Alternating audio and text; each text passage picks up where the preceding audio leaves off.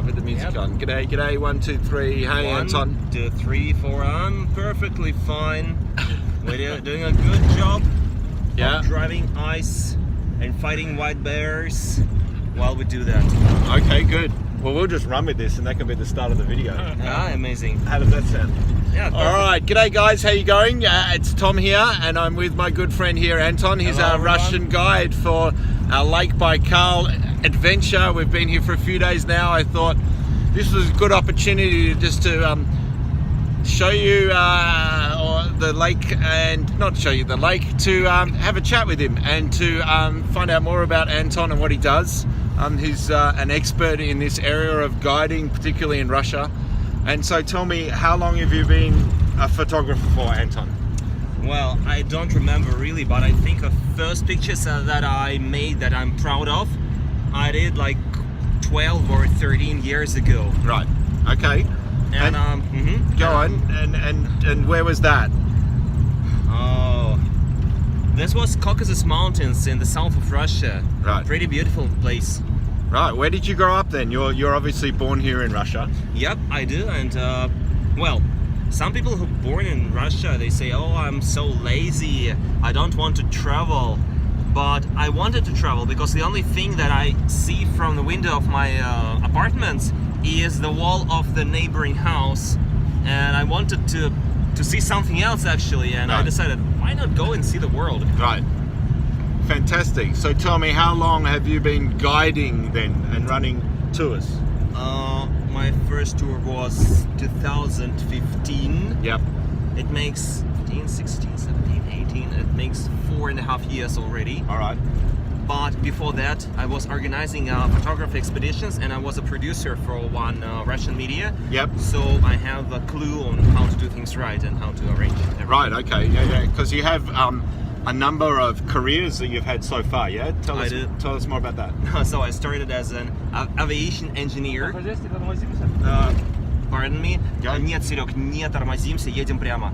So, I was an aviation engineer. Yep. I started with that, and I also was an interpreter in this field. Yep.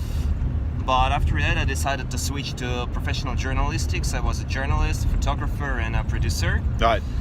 But after that, I decided I need some freedom, and I decided to go freelancing, photographing, traveling the world, doing expeditions first for myself, and then for a group like this. Okay. And so we're on Baikal. How many times have you seen Baikal like this in winter with it frozen over? Oh, many times. It's really hard to count. Right. So you've been both in summer and winter? Autumn and winter. Autumn and winter. You've sailed on here as well, right? Yeah, I did, but on the other side of Baikal, in northern side, and it was pretty tough to sail there. Right. In September to October, because it was time of storms. Right. How long were you on the boat for? About a week and a half. Pardon me. Yep. Серег, можешь занулить радио? Спасибо. He was just telling the driver, my Russian is very good now, he was just telling the driver just to turn the radio down a bit. Yep, that's right. Yeah. The Russian is perfect. All right, so you were on the boat for a while, and have you got a favourite time of the year to come to Baikal? I would say that it is definitely not summer. Right. Autumn. Because everything is so green and blue, and don't like this type of colors. It's not photography colors. Right. You can go with black and white, but color photography, well, no good. Right. I definitely love winter. Yep. Because I'm coming for winter for 4 years in a row already. Right. And I absolutely love October and September. It's thirst, snows, and storms, amazing storms, and yellow trees. That's why we photographers love autumn. Right. Tell me about the lake, okay? So we're on the largest freshwater lake in the world. That's true, and the deepest one in the world. And the deepest, and it's how deep? 1,640 or so. Right. And a very big lake. So how big in terms of surface area or or water, or I think the shoreline is something like... Let's say the distance from north to south Yes. is about 630 kilometers. Right. That's like from Moscow to St. Petersburg. Right, that's a long way. And from one shore to the other, well, as wide as it is, Yep. it's about 70 or 75 kilometers. Right. So it's long and narrow. Right, okay. Not hard to miss on a map either. Like when you look at Russia, just find the largest lake, and that's Baikal, right? Probably you would stumble across Caspian Sea, Right. which is also a lake. Okay. But if you know where to look at, you just look somewhere in Siberia, you will Yep. see it like an eyelash-shaped lake. Right. This would be Baikal. Right, okay. And tell me other unique things about Baikal. Obviously, we are here in the winter. How long is it frozen for, or how long can you drive on it? It starts to freeze in December. The first storms, the first inlets come covered with ice, and it gets completely frozen by according to the weather every single year. It gets frozen by, let's say, beginning of February.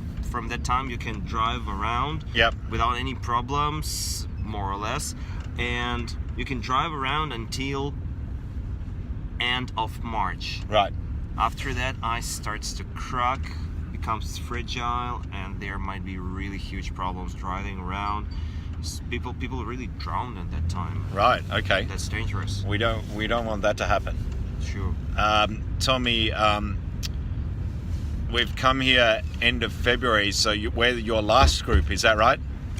Yep. So That's true. you have a short window of opportunity in which to come here and experience it like this, right? It's about 1 month, and February is the best one. Right, okay. Why is February better than, say, January? Because in January it's first really cold, and Baikal is still not frozen completely. Okay. Some of places are not reachable by cars. Right, And if we compare it to March, then there is too many tourists already. okay, Hordes of them. right. So we're here in the sort of quieter period then. The best time, I would say. Right, okay. Fantastic. Of course, well, we want to be here at the best times. The guys have probably seen a lot of the formations and different ice, etc. Every time you come back, is it always something different? It's absolutely different every time. Right. Ice caves. For example, in the best thing you can get on Baikal, and what people coming for, is ice. It's this flat ice with cracks, and that is so amazing. And in 2017, this area we are driving around, that is called a small sea, Yep. was completely covered with ice, with snow. Right. And there was no this major attraction that you can get. It was really hard to get some Right. of this amazing ice. Yep. So we're looking around everywhere. Right. Somehow managed to find some. Okay. But at the same time, the ice caves were almost perfect. Right. This year, ice is amazing, but almost no ice caves. Okay, so different. Just different. And I'm really loving what's amazing about being here at the moment in 2019 is this white that we're seeing on the shores or the cliffs that face to the west. So how's that caused? Because it really is surreal. Local people call this with the word sukui. Sukui. Okay. And these are actually icicles that cover the wall of the cliff. It happens like this because the wind, the most horrible wind, blows from the northwestern side, and all the northern shores of these tiny islands Yep. are covered with these icicles. You can get this like 30-meter walls covered from up to the bottom with icicles. Amazing. And sometimes they can be pretty crazy and twisted. Yeah, amazing. Tell me, we've had a fair few cracks in the ice and sort of felt the earth move under our feet this morning. That's pretty amazing for us to experience something like that. Is that something that you ever get used to? I already got used to that. Okay. But what I can't get used to are huge cracks Right. that open once and they stay active for the whole season. Right. They can become narrow, wider. They can become as narrow as like my hand. Yep. But they can become as wide as 4 meters. Yep. And this is a dangerous obstacle you Wow. cannot get over. Many people drown in this cracks I know, actually who not- doesn't know how to drive. Not good. We have expert drivers with us.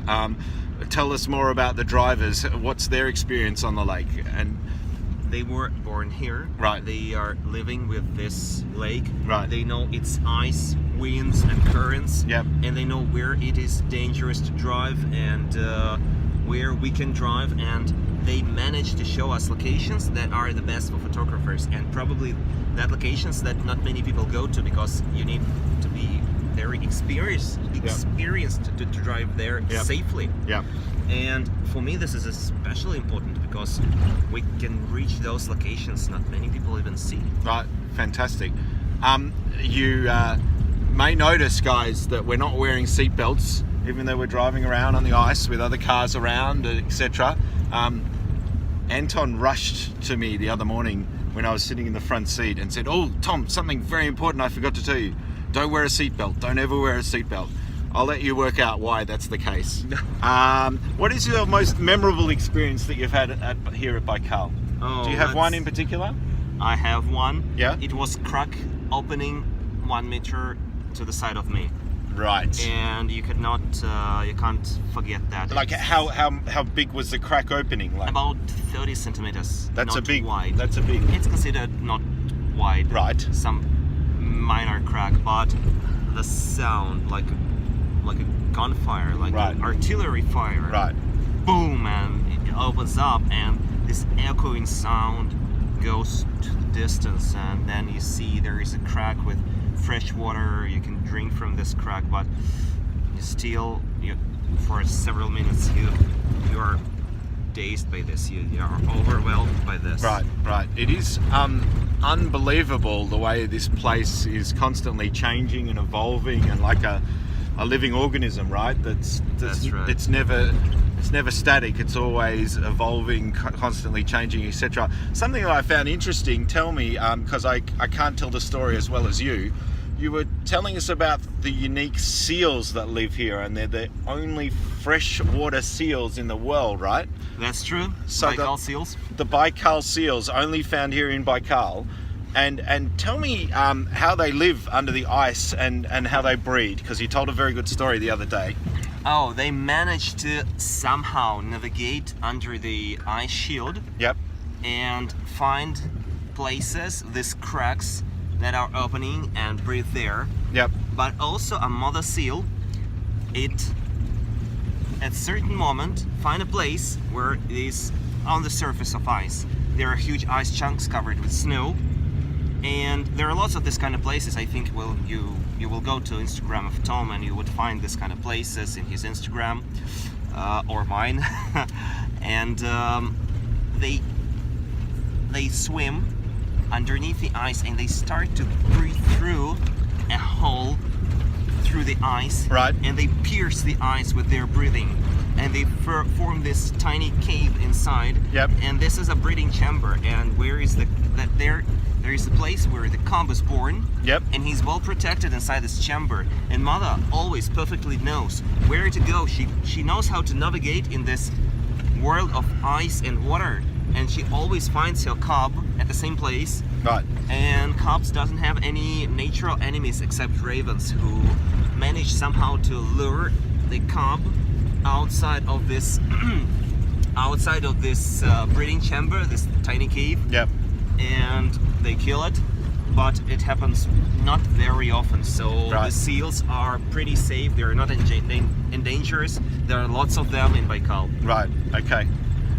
Yeah, lots. We said how many? 80 to 100,000 of Yep. these seals. Amazing.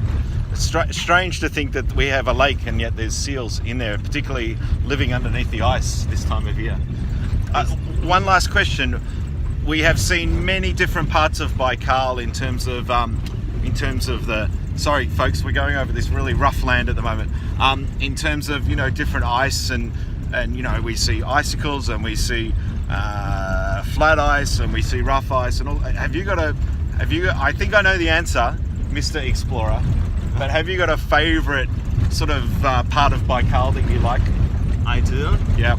I do, because this is the site of, we're staying right now at Anton Island. This is the largest inhabited island on the whole lake, and the largest island among all of them. Right. And I like the other side that is close to the big sea, and there is a cave where I shot my best shot, well, maybe the best shot of my life, that is called Explorer. Right. And there is this tiny cave that actually, the cave itself and the picture taken there was a trendsetter for everybody who wanted to shoot in the caves. Right. And so up until then, not many people had photographed in caves or found them as good as that one.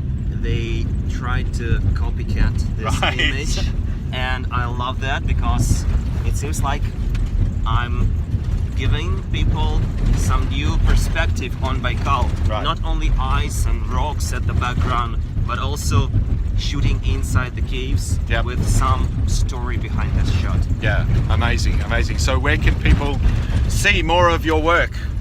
I think it's really maybe cool to go to my Instagram account. Right. And that is Agarkov Photo. Yeah, okay, spell that for us. Agarkov Right. _ FOTO. Right. And it's all in Russian, but I think language of pictures is universal. Right, of course, they're beautiful photos. Well, thank you for this brief chat today. Sorry if that's been a little bumpy, guys, but I just thought it was a good opportunity to have a quick chat with Anton, and you guys can find out a little bit more about him and about Baikal. So thanks for watching, and I hope you've enjoyed the photos thus far, and we'll catch you soon. See ya. Bye. See ya.